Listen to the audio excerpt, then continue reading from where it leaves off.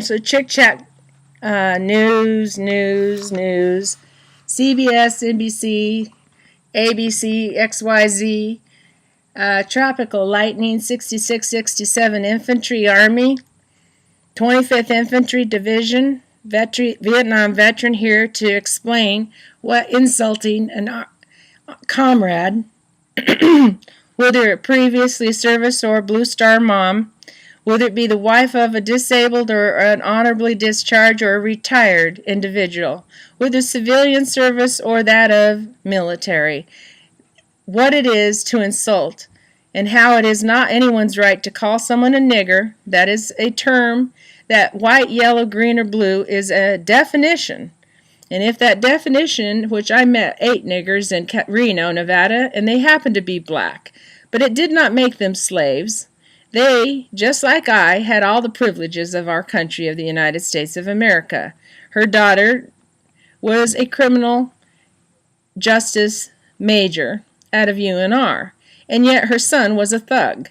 So who is it to judge? I would like you to meet the words of a fellow veteran, speaking of which, how his outraged at the insult of a child, the insult of a man that was the mother's child, a Blue Star mom, whose son is now active duty Army.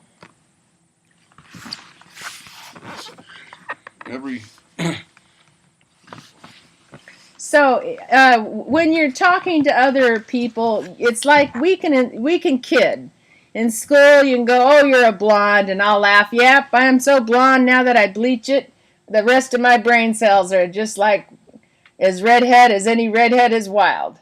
So Army can insult Navy, and Marines can insult Marines. Navy can insult Marines, and we all clean up after the Marines. But don't any civilian or anyone else insult you, or otherwise you've drawn a line and you've gone over it, and you're either ignorant, stupid, mean, or you're a little girl that needs taught a lesson, and it's more than just being bondaged and spanked. So as Chick Chat Court Goddess, I'd like you to hear the words of a man who's been there and fought for the freedom for you to have that latte today.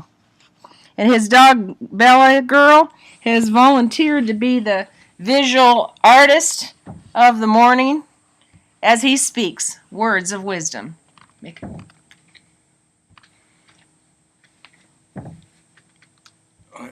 As a veteran, as a combat veteran, but even if I hadn't served in combat, anybody who serves in the armed services, whatever branch, I have the greatest respect, especially nowadays when there are so few. There was always few people in proportion to the civilian population who serve, but nowadays, and when there's someone like this lady's son who, of his own volition, his own intestinal fortitude, he joins the Army, and he's Army strong, he's Army proud. So he's an enlisted. He's not enlisted, and to be denigrated. And the thing is, as a veteran, I don't want to ever hear anybody run down anybody in whatever branch of service. I was talking to another fellow. He's from another war more recently. And he was operating a tow truck, taking me to the garage. And we said, "Oh, yeah, you're with the whatever branch?" "Yeah, I am." And he said, "We always like to kid each other." He said, "Yeah," he laughed. But he says, "Isn't it true, though? We don't want anybody from the outside, the civilians, to denigrate any of our brothers in any branch of the service, brothers or sisters in any branch of the service. That's something between us, and it's done with maybe tongue in cheek, but it's done with affection and mutual respect." That's all I have to say. Okay, well, thank you so much. And again, Court Goddess, as you know, is always raw and rare.